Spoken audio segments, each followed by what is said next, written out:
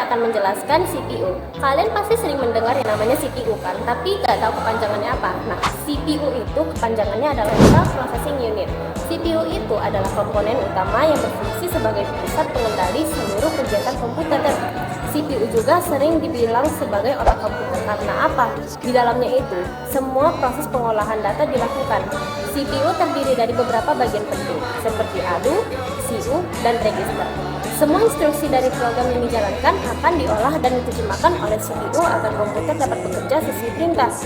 Fungsi CPU adalah mengolah data dari input menjadi output, serta mengendalikan dan mengorganisasikan semua kerja komponen komputer.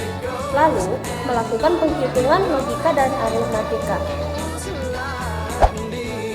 Nah, di sini saya akan menjelaskan tentang ALU. Apa sih ALU dan apa pengertian ALU? ALU merupakan singkatan dari Arithmetic Logic Unit. Nah, apa sih pengertian ALU? ALU adalah bagian dari CPU yang bertugas melakukan semua perhitungan matematis dan logika.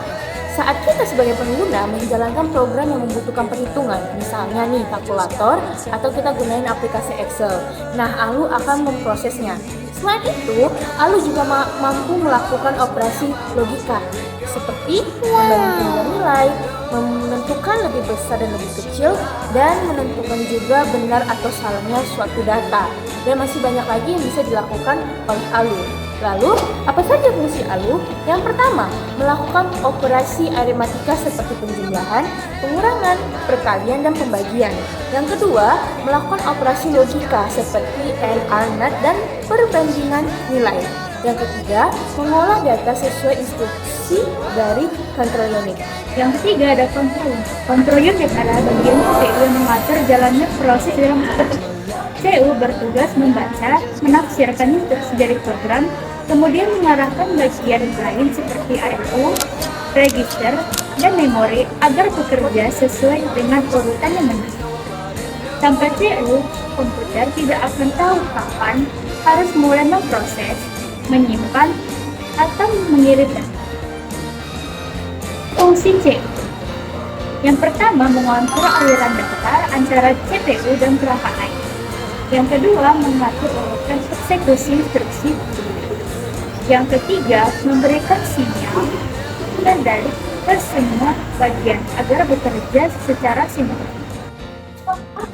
Oke, sekarang kita lanjut ke nomor 4 yaitu RAM. RAM itu berarti Random Access Memory. Random Access Memory adalah penyimpanan utama di komputer untuk menyimpan file sementara. Karena RAM ini bersifat sementara, maka jika komputer mati, RAM juga akan ikut mati.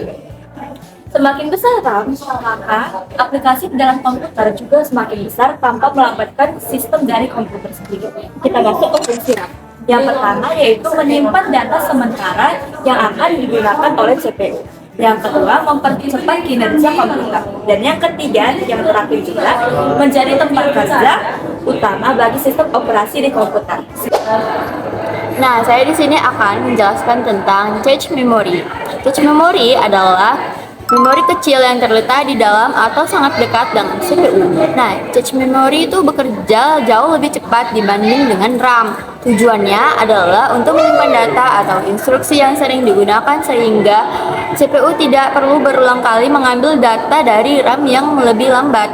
Nah, fungsinya yaitu yang pertama adalah mempercepat proses pengambilan data oleh CPU. Yang kedua, mengurangi waktu tunggu antara CPU dan RAM. Yang ketiga, menyimpan salinan data yang sering diakses agar komputer bekerja lebih efisien.